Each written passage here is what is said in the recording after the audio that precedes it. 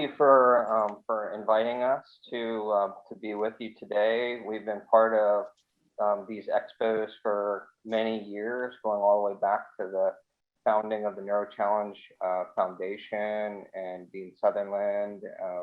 And it's an honor to be here and to be part of this. And we know you have one of the largest groups, advocacy groups in the country, if not the world. And so it's really fantastic, and we're all passionate about getting education out. So our panel today is really terrific, and we have a group of us, and we're going to do something really avant-garde, something like really crazy. We're not going to do any slides. We're going to actually talk. How about that? And you're going to get to hear us, and we're going to to talk a little bit about what we're excited about for the first half. And then for the second half, we're going to open forum, take your questions and answers. So it should be a lot of fun. And so I want to introduce our panel briefly, and then get right into business here, because I know you're excited to know about what's hot in Parkinson, what's going on in research, advocacy, and diversity issues. So we have Dr. Malú Tansey, who is a professor of neuroscience and part of the Cell Institute, and she's awesome, and we could go on forever on the bios on all these people, but let me just tell you, she's super passionate about Parkinson and one of the leading researchers, and does all sorts of cool stuff, including one of the things that that persons with Parkinson ask the most about, which is the immune system and how that effects and how that's going to drive our thinking for next generation therapeutics. We have Dr. Ashley Rawls. Dr. Ashley Rawls is a neurologist. She was originally a Gator, but then went to Stanford and came back to University of Florida. Dr. Tansey also has a degree from Stanford as well, and she is an expert not only in the clinical and in the research and in going to the operating room, but also is quite an advocate and really has a research interest and a clinical interest in diversity and connecting populations of folks that need care. We have Dr. Christopher Butson, who's an engineer by training, but a research scientist who recently moved from the University of Utah from the Ski Institute. And he's a whiz at all things imaging, all things biomedical, and all things translational, and putting together large data sets to try to answer questions that are super important and are going to drive the field. Remember, the field's going to involve lots of things that involve computers and interfaces, and how we are able to put all this information together to actually drive decisions and predictors and things. We have Matthew Ferrer, who's a world-renowned geneticist, and he has joined us from British Columbia. He recently moved back to Florida. He was at the Mayo Clinic before, and Matt has been involved in many, if not most, of the discoveries of different genes that are associated with Parkinson. And now that we've discovered a lot of those genes, I'm sure many of you are wondering where and how the field is going to move forward. So let's, with that brief kind of introduction, and apologies to all of our panelists, because we could go on for an hour raving about all the papers you publish, but nobody here is that interested in reading each one of your papers. What they're really interested in is knowing like what you're excited about. So I'm going to start with you, Malú, and maybe you can tell us, what is it about research and the immune system that's exciting you, and what is it that that you want people to know to keep their eye on as to where you think things are driving, and how this may at some point intersect with individuals with Parkinson's. So what are you excited about?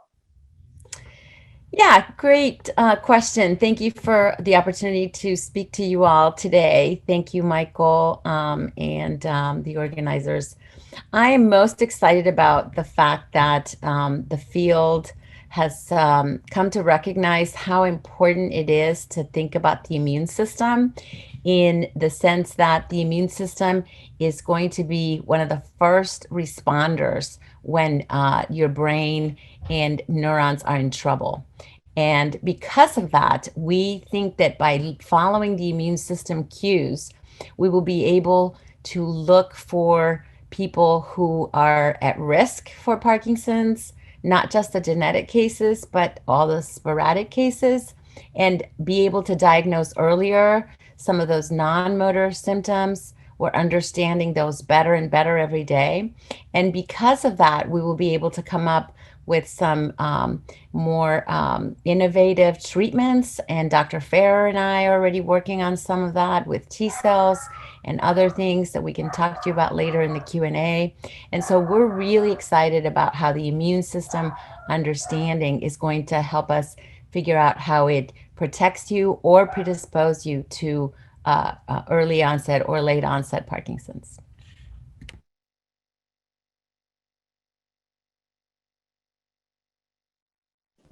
You're muted, Michael. I do that once a day on Zoom. So there it is. I've done it. So can you tell the group why is it that you're so excited that the immune system is going to be, like the next generation? So I know a lot of people that are listening, they have a lot of hope and they're thinking about all the different things. And for many years, people had put a lot of hope and a lot of stock into stem cells. And there are uses for stem cells, but they haven't really delivered the punch that people are waiting for. But the idea of the neuroimmune system, and what people are really interested in and fascinated is, are the researchers like you going to drive the next generation, because the immune system is more than one dimensional like stem cells? And what are your thoughts on that? Who are you asking? We missed the first part of your question. Are you still asking me? Okay, great. Yeah. Yeah. So the reason I'm so excited is because we already have plenty of examples from the neuroimmune space where, if you understand what the B cells and T cells and your adaptive immune system is doing to destroy neurons in the brain, like with multiple sclerosis, for instance, or with in instances of traumatic brain injury, where we can understand better what's going on when those cells enter the brain when they're not supposed to be there, or where they see parts of a neuron and they destroy it by stripping away the protective covering, like the myelin sheet, right? When we understand what the immune system is doing to those processes in your brain or in your spinal cord, then we can develop therapies that can help slow down or prevent that process. And so I'm really excited that by some of the reports that are coming out, that there are these immune cells in your blood that can see the synuclein protein and that appear to be primed to see it, that if we understand how that happens and where it happens and when it happens, that we can develop therapies to prevent that or to slow that down. And so it's just a matter of time. And so we just need to understand and translate that basic knowledge from the lab, from the bench to the bedside. And it's going to happen. I'm hoping it happens in my lifetime, but if not, it will definitely happen. So one more question for you before we move to another panelist. There was some excitement about, there was a paper in JAMA Neurology recently that looked back at a whole bunch of people, thousands of people who had been on these types of drugs that are advertised on TV all the time, that work on the immune system for arthritis and things like that use something called TNF, tumor necrosis factor, which I think you're an expert on. And there's a whole bunch of now groups looking at this, and they're looking back and saying, wait a minute, maybe people who are on these either didn't develop Parkinson as quickly, or there was a delay, or there was something protective, not about people who are already diagnosed with Parkinson, but people who have been on this. When you saw that work, was it mind-blowing, or was it like, yeah, of course, I believe that? Great question. So first important thing about that work is that those are associations, right? It's very important not to imply causation on those studies, because they're all epidemiological associations where you compare medical records and things that people have been on for many years, and then you say, what is common to this group and not this group? They've taken this or they've taken that, but there's a lot of variables. So the important thing to take away from those studies is that we believe there might be an association between chronic inflammation and those symptoms, those diseases where people are taking these drugs that lower inflammation, and the risk for the age-related diseases like Parkinson's and Alzheimer's. The takeaway is that not all those studies that show that chronic regimens of anti-inflammatories like anti-TNF drugs appear to be associated with a reduced incidence. And the takeaway is that the timing of the anti-inflammatory or the timing of the chronic inflammation seems to be important. It appears that during a certain amount of time in your maybe midlife, inflammation is not your friend. And I think the takeaway, to tail back to the last presentation, is that if you do things to lower inflammation now that you have Parkinson's and before, when you're in your 20s, 30s, 40s, that's the best way. So good diet, exercise, sleeping, healthy lifestyle is the best anti-inflammatory regimen to keep good brain health. And so I think that those studies suggest that there might be benefit from anti-TNF and anti-inflammatory regimens, but we just have to do the trials. That's fantastic. Okay, so hold on. We got lots of questions for you coming in on the chat. People are asking, but we're gonna, in this first part, we're gonna kind of cycle through all of our experts here. So Dr. Rawls, you're up next here. I want to first welcome you. Thank you for participating in our panel today, and I want you to tell us like what it is, and I've talked with you about this before, but what is it that's exciting you about the opportunities that are out there to reach more people with Parkinson? Because I would say on the whole, we haven't done a great job in reaching down into different socioeconomic classes and making sure people are getting the right care. But what excites you that we have an opportunity to do better rather than continue to recycle and say we're going to do better? What's exciting you? Thank you very much for your introduction, Dr. Okun, and thank you very much everyone watching for having me today and allowing me to be on this panel. I think we are at a exciting time in our lives, given that in regard to having the COVID-19 pandemic and things being switched more to being an online, more accessible way that has kind of forced us to communicate with each other in a different way.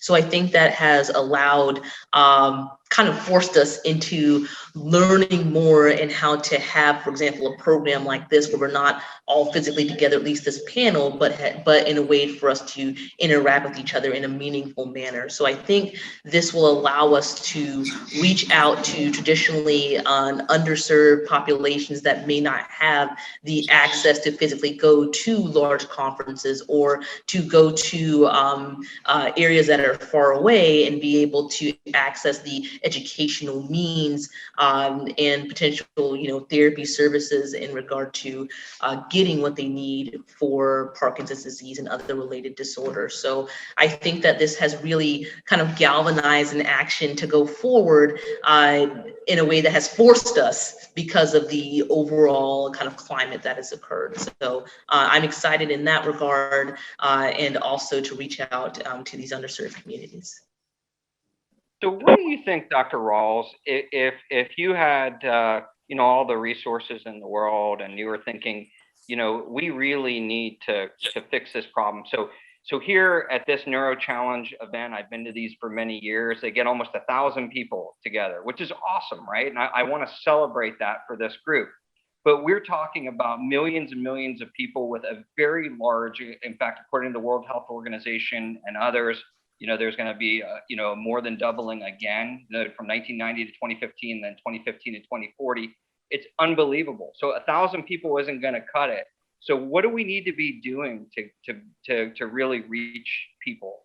What would you like to see?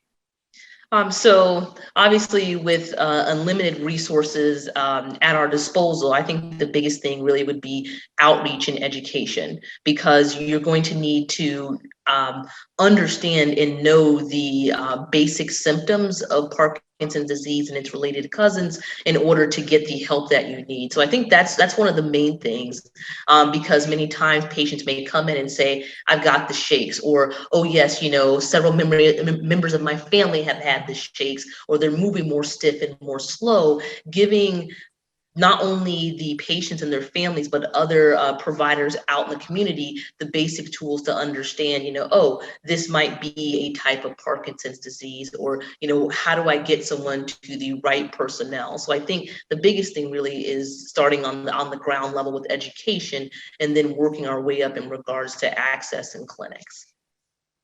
Awesome. Okay. We're going to put you on just a bit of a hold here and move on to Dr. Butson. Thank you, sir. And thank you, Dr. Rawls. Dr. Butson, so you're an engineer. You've been in industry. You worked for Lockheed Martin. You worked your way back to academics. You reached the highest level of academics. You've worked with NIH. You've worked with National Science Foundation. You've looked at data. So what is it like in your mind that we need to be doing now if we're gonna like turn the page and really blow things open for all the people with Parkinson? Like, what is it we need to be doing that we're not doing? So, and because I'm an engineer, a lot of my work is in devices. So implantable devices like deep brain stimulation and other devices that can be used. And we're talking about devices that deliver electromagnetic energy to the body in an attempt to improve symptoms, or hopefully in the future, change the course of the disease. But these devices right now, to our knowledge, treat the symptoms, but don't change the course of the disease. But there's very good evidence, level 1 evidence from trials published in the best medical journals in the world, showing the effectiveness of some of these devices like deep brain stimulation. I'm sure you've talked about this at previous events like this one. I think that one of the really exciting things right now that we're working on is changing the care model for Parkinson's, and again, focusing in my lab on patients who are receiving devices. And so for a long time, if you received a device like a deep brain stimulator, you were really tied usually to an academic medical center in a big city, because often that's where you could find the expertise to manage those devices. But we know that there are vast rural areas of people with Parkinson's who would be eligible for this, but maybe are unwilling or unable to commute for several hours, you know, just to have follow-up care for the rest of their life. And so I think one thing that is on the horizon is a study that I ran with Dr. Okun for about 5 years. And this study was a telemedicine study of Parkinson's deep brain stimulation, where patients, after traveling to University of Florida for surgery, they went back home, and a home health nurse, using an expert system that we developed, managed those patients in their homes. And initially we wanted to look at safety and efficacy. And we showed that this was safe. There were no serious adverse events associated with it, that it was comparable effectiveness to the treatment that patients received when they traveled to the clinic. And, and not surprisingly, the patients and their families loved this and preferred it to, you know, traveling to the clinic to get post-operative care. And by, I don't know if you want to call this luck or circumstance, but this trial that we ran ended just as the COVID quarantine began. And so we we've written that up. One paper will come out in a couple of weeks. Another one from the two arms of that study are in review. And I think what's on the horizon for us, continuing to move in this direction, is not just, you know, more kind of telehealth and telemedicine and kind of riding the coattails of some of the changes that happened during quarantine and COVID, but really embracing more of the complexity. Parkinson's is a complex disease. These implantable devices are complex. people's human behavior is complex when they start using wearables, and patients have more control over their own deep brain stimulator. And it's going to be up to us to try to wrangle this complexity in a way that patients are better off. Yeah, so I think that's great. And the point that you make about, in general, and for everybody that's watching and listening, we need to move things into the home. And this gets back to Dr. Rawls too, and even to Dr. Tansey, right? Like all of the things we're working on, if we're going to actually reach the people, it's really great to invent things and come up with new things. But if you actually can't practically get them, to work and to people, that's why we need engineers, right? So even though you have a PhD, Chris, you need an engineer to actually figure out how you're going to practically make these things go. Okay, so let's shift over here to Dr. Ferrer, known as a world expert in Parkinson's genetics, but also does a lot of neuroscience and research within Parkinson's disease for many years. So Matt, I've been around the Parkinson Foundation for many years, and even going to these types of events, doing the Ask the Doctor, tons of questions about genetics, right? And I can only imagine that your life and your email is filled with all of these, like if I get as many as I've gotten for years, and I'm not, in the field as an expert. Now that we know, kind of depending on which geneticist you trust, those single genes are maybe 15 to 20%. Now that we kind of are beginning to settle and the dust is settling on that, is it time for people to be, getting their genetic status, and what's going to be next? Like, what should people be thinking about as what is next in this field, and how is it going to drive the science so that it's going to really affect people's lives? So that's a huge question, but from a geneticist that's been around the block, like, we want to pick your brain, like where, now that we're kind of settling on that number, 15, 20%, our single genes, like, what's next? What do people need to be thinking about here? So first of all, thanks for the invitation to be part of this. It's great to be part of the Neuro Expo. That's a big question. So there are about something in the order of 220 genes that have been implicated in Parkinson's disease so far, and probably about 1 in 7 patients. That's about 14 to 15%. Has a major genetic influence underlying their disease. We didn't know that 20 years ago.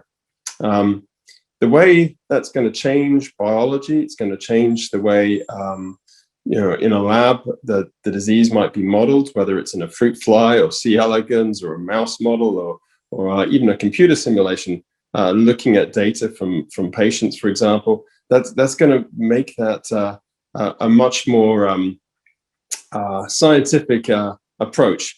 It's going to help lead to knowing the genes helps create new models and new understanding. And what I'm really excited about actually is having a true kind of molecular mechanistic understanding of what's really going on, not just in a cell, in a single cell or in a single neuron in the brain, but in the entire organism, in the entire human being, whether it's the influence, for example, of microbiome in the gut, whether it's the influence of the gut and the immune system, whether it's the immune system and what's going on in the brain with immunity versus axons, dopaminergic neurons in the brain, and the reason they're dying back and not surviving.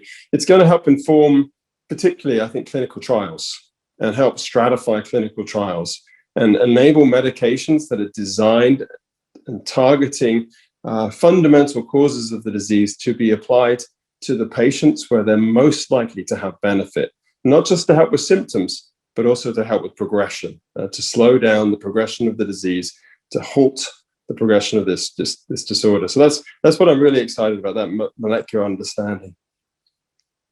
So as lots of folks are beginning to get their genes tested. There are now multiple foundations, PD Generation and the Parkinson's Foundation. That's There's right. a huge initiative going with Michael J. Fox, but that a lot of those are American and European. But as you know, around the world, people are beginning to collect more samples for research.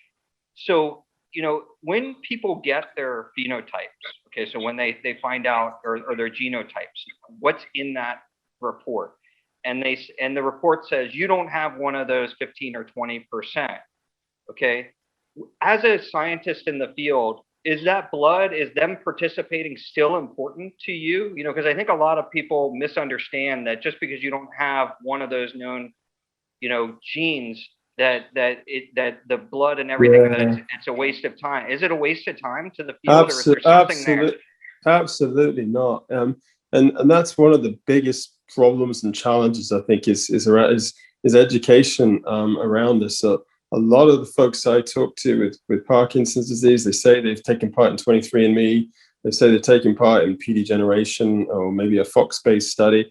They have a report, maybe they don't really understand what's in the report, what the findings are, if there are findings there, and they don't really understand that the genome is an enormous place. You know, 3 billion nucleotides, and it's the information and is becoming enriched every day. Your genome stays the same throughout your life, right? But our understanding of what that variability means is changing by the minute as more and more genomes around the world are being sequenced. So just because the little report might come back and say there's nothing there, or you may feel that, oh, I've just got idiopathic Parkinson's disease, there's no genetic influence. There's genetic influence in life in general, whether it's disease susceptibility, whether it's disease progression. Some people are fast progressors, some people are slow, whether it's response to medication. There's genetics in all of this. And that wasn't probably tested in that PD generation or 23andMe or whatever panel. So one of the amazing things that's happening at the moment is the ability to be able to do whole human genome sequencing. We can do this in a day. We can do 24 genomes in our lab right now at the FixCell a day, every day. It took 10 years to do the first genome, right? And it cost about, I think it was like something like $2.9 billion. And now to be able to do that in the lab, 24 a day in our lab, that's incredible. And the insight from that, and combined with computing, the power of computing. So coming back to Chris and engineering, maybe, artificial intelligence, machine learning is a fantastic tool to be able to put this data together, all of this variability, about 5.5, 6 million variants per person, and understand how that contributes to their phenotype. You know, what type of Parkinson's disease they have, for example, how their progression is faster or slower, how they do with medication, to correlate these two things together. We now have that ability, so it's huge. And to do that in a global way, huge global initiatives going on in genetics right now, trying to reach out into very, very different and diverse areas of the world to pull this together. It's going to take the village. Actually, it's going to take the globe. It's going to be very exciting times. A global village. I like it. Okay, so I'm going to ask the 4 speakers to mute themselves, but stay here on, because in about 2 minutes, we're going to turn to our open, we're going to take questions from everyone, and I'm just going to summarize back through for the group. I think it's fair to say that these 4 experts all have a sense of positivity, that they're excited, they're passionate about what they're doing. No question about that. That there are roads that are opening up in the immune system and how we think about immune function, and we might be able to harness that for some next generation, therapies and therapeutics, and that's something that's super exciting. We have too many people that are on the planet that we're not reaching, okay, and that we've got to stop being Pollyanna about this, and we've got to just face that problem straight on. And so having researchers like Dr. Rawls that are willing to take this problem on and not try to ignore that we're not reaching all these people, not only with education, but with the right therapies and getting them involved in clinical trials. Dr. Butson said we've got to move our therapies into the home, okay? Because, and again, this builds on to what Dr. Rawls said, and we've got tons of data, and it was mentioned both by Dr. Butson and Dr. Ferrer, imaging data, genetics data, and that when we're thinking about genetics, this is one piece in the puzzle, but we used to think of it as a single piece, but it's actually probably multiple pieces that integrate here. And when you get your blood drawn, don't be mistaken. There are other things in the blood that are important, not just whether you have it or you do have a single gene. And we didn't talk about microbiome and some of the other exciting areas and biomarkers and things. but there are some super exciting things that are going on. Okay, so with that, I'm going to ask our organizers from the Parkinson Expo. We're headed right on our time mark here. We've had 30 minutes of exploring each of our four, and we're going to take some open forum questions.